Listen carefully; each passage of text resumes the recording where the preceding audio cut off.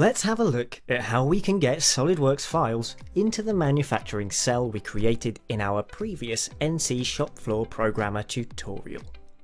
It's a simple process and can be done straight from inside SOLIDWORKS.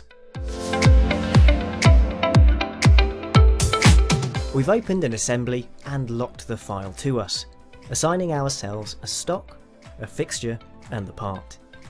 This is helpful to show what our intent is for manufacturing. From here we can go to the 3D Experience add-in on the right hand side of our SOLIDWORKS. We can simply right click on the assembly and choose Save. In the pop-up window we can assign the files to a 3D space, see their revision status and comments, and we can check if there's any issues that we may need to change. But we know these files are okay, as we can see that they can be saved. We can also select a bookmark that we may want to use in the top left corner. A bookmark is effectively a tag that we often use to refer back to.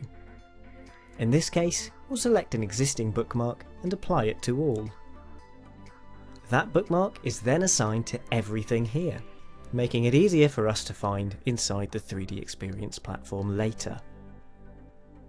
So once you've chosen your 3D space and assigned your bookmark, click Save to send the files to the platform and save them within your 3D space on the platform. Once the save is completed, we can close SOLIDWORKS and move back to our shop floor machining.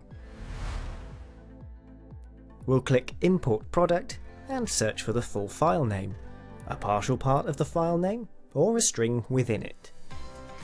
Clicking on the desired file from the result will import the file into the manufacturing cell. So that's the first stage of the setup complete.